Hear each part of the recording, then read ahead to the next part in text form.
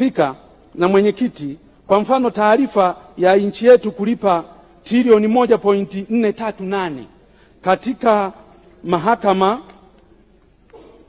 tovuti ya KSID inaonyesha kuwa baadhi ya makampuni yamelipwa baada ya kupewa tuzo katika mahakama ya kimataifa ya usuluhishi wa migogoro na uwekezaji na biashara, ambako nchini kwetu mpaka sasa hivi tumekwisha lipa trilioni 1.438 tena kwa siku za hivi karibuni.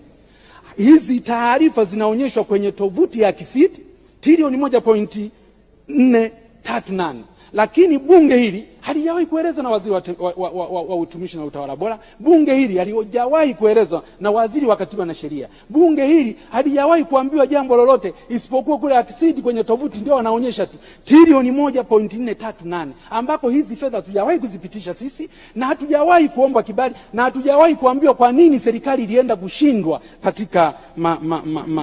katika madai hayo. Mheshimiwa mwenyekiti, jambo lingine mpaka sasa hivi serikalini, kashfa ya wahamiaji haramu kuajiriwa serikalini. Wote tunakumbuka kwamba mkuu wa majeshi ya ulinzi na usalama CDF Jenerali Jacob John Mkunda alitoa taarifa akisema baadhi ya waomba hifadhi hao na wakimbizi au familia zao wameajiriwa serikalini kwa nafasi mbalimbali, na wengine wamepewa teuzi serikalini katika nafasi zenye maamuzi.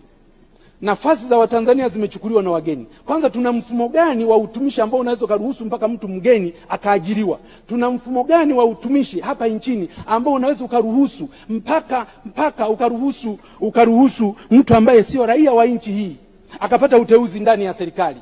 Tuna mfumo gani? Yanawezekanaje haya? Na taarifa hii kwa sababu ilikwisha tolewa, waziri wa utumishi na utawala bora, una shida gani, una kigugumizi gani kuitolea taarifa kikamilifu ndani ya bunge hili? Ni akina nani ambao wameajiriwa ndani ya nchi si raia wa Tanzania? Ni akina nani ambao wameteuliwa ndani ya nchi yetu sio raia wa Tanzania? Ni akina nani hao na vyeo vyao na hatua zilizochukuliwa na serikali? Kuna shida gani? Kiongozi mkuu wetu wa majeshi ametoa taarifa nyeti kama hii, halafu inanyamaziwa, haitolewi taarifa mwaka jana na hata mwaka huu. Tatizo